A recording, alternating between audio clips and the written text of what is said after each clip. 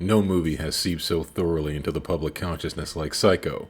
The modest black and white production sent shockwaves through audiences who experienced it in 1960. Psycho was somewhat of a red-headed stepchild in Alfred Hitchcock's filmmaking life. He was coming off 2 aborted projects, and competition in the thriller genre from other filmmakers was making him seem a bit long in the tooth. Paramount Studios refused to give him the budget he wanted, preferring instead he make one of his usual glossy, star-studded thrillers, deeming Psycho too repulsive. His hand forced, Hitch decided to instead shoot it cheaply and using the television crew from his show Alfred Hitchcock Presents. Paramount threw up more roadblocks, balking at his stripped-down approach, and claimed that all their sound stages were booked.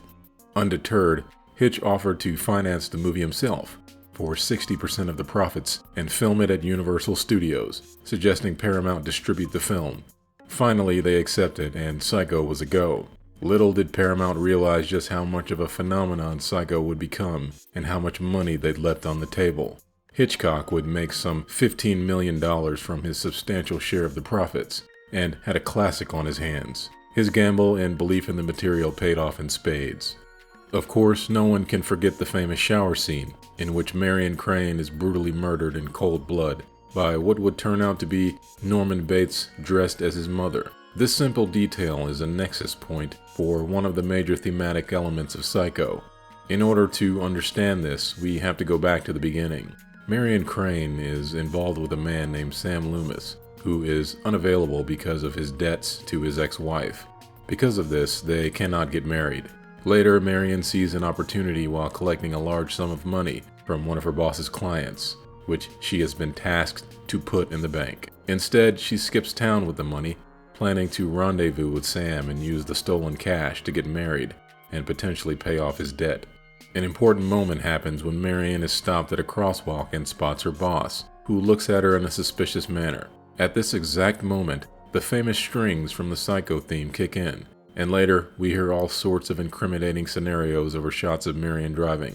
The cop asking the car dealer about her papers, her boss from work inquiring about her whereabouts. One could assume these conversations have actually taken place, but an important detail demonstrates they are likely happening in her head. When her boss's client begins venting over his lost cash, we see a bit of a smile cross Marion's face. Clearly, she is imagining the man's torment and getting a bit of twisted satisfaction from it. Earlier, he was smug and arrogant when speaking to her, and boasted about buying his daughter happiness in the form of a wedding present. It is easy to imagine her enjoying his misery, after struggling herself to get through life without the money to marry her own man. So it would appear these conversations were happening in Marion's head all along, and this greatly supports the idea that her guilt plays a major factor in the events to come.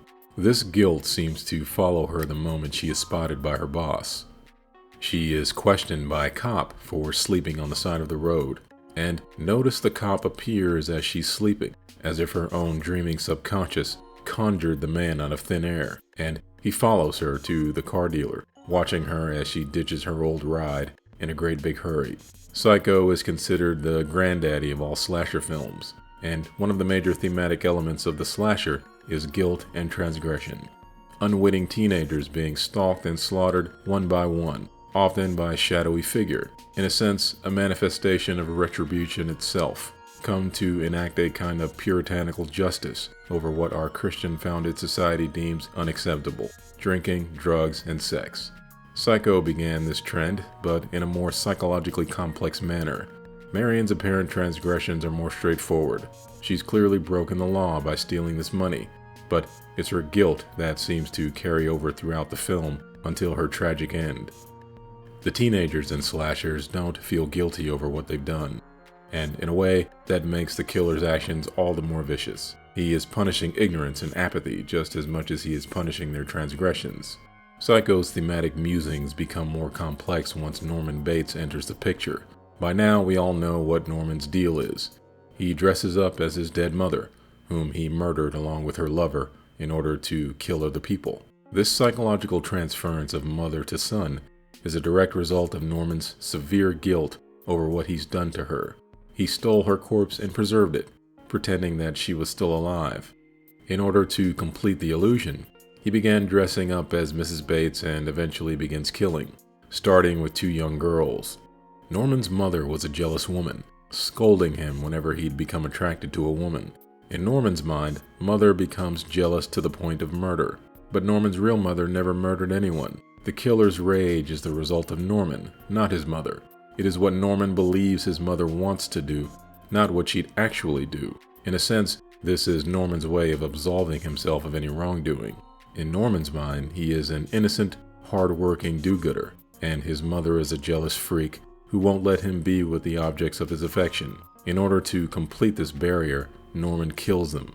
It is an exaggeration of the truth, a way for Norman to explain away his own inadequacies in resisting his mother's tyrannical, domineering personality. Norman was too weak to resist his mother's wishes. The guilt over this causes him to exaggerate her behavior to include psychopathic tendencies, when in reality, she was nothing of the sort. Her crimes were being too much of a prude, not murder. So once Marion shows up, you have 2 people plagued with guilt in the same room. Is Norman attracted to Marion physically, or does he recognize something familiar in her? There are some clues that it's the latter.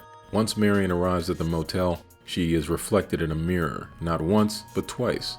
Once in the office and again in her room, suggesting there is a piece of her aside from her physical body that is taking up residence in the space between her and Norman.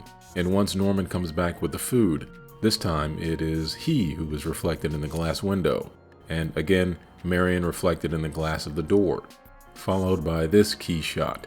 Pay attention as the characters cross each other and swap positions. Marion starts on the right and ends up sitting on the left, while Norman starts on the left and ends up sitting on the right, as if they are 2 sides of the same coin, swiveling around each other, suggesting they have more in common than at first glance. And the various birds in the room, hovering over the proceedings, watching their every move. This is a nod in the direction of the guilty conscience and its paranoia of being watched, much like Marion was paranoid about being found out earlier in the film. And her last name is Crane, like the bird, and she is from Phoenix, like the powerful bird in ancient Greek mythology. Norman also asks what she's running away from, and their conversation becomes about various traps in life and the desire to escape. Almost nothing in this conversation has anything to do with a supposed physical attraction to Marion. He doesn't flirt with her. He doesn't ask whether she is married or has a boyfriend. He doesn't make any kind of pass. Everything is about the subtext of the guilt they're both trapped in. And when Norman goes on about his mother, Hitchcock introduces these low-angle shots with the birds hovering over Norman, watching him, reinforcing his guilt. And at the end of the scene, once again they cross positions in the same frame. This after Marion confesses she is going back to Phoenix to set things right, her guilt having overwhelmed her. The easy and obvious answer is that Norman is attracted to Marion physically. After all, she is an attractive woman. His mother immediately scolds him for having dinner with her, and now he watches her through the peephole. But he stops, just as she's about to undress for the shower, suggesting it is not the physical attraction that is causing him to peep, but awaiting his chance to murder her once she started taking a shower. Norman has recognized something guilty in Marion, and acting as the great equalizer, he dons his mother's so-called persona and murders Marion in the famous shower scene we've come to know and love. It is important to remember that Mrs. Bates was not a killer. Norman's penchant for murder stems from his own guilt, but is it guilt over being attracted to these women, or guilt over the fact that these women have allowed him to imagine a life without the looming shadow of his mother? Norman becomes nearly incensed when Marion suggests he put her away somewhere, which would free Norman from her clutches. In slashers, the killers often target young people who are enjoying the traits of youth and vitality. They are young, free, enjoying life and the possibilities of a bright future. The killers aren't killing them out of some misplaced hatred, as much as eliminating what reminds them of something they could never have. Many of the killers in these movies turn out to be lonely, disillusioned young men who are the opposite of the people they kill. Norman Bates' twisted motivation for murder could be seen as the original sin of the slasher genre. If you enjoyed this video, consider hitting the like and subscribe button, as I'll be posting more content in the future. Thanks for watching.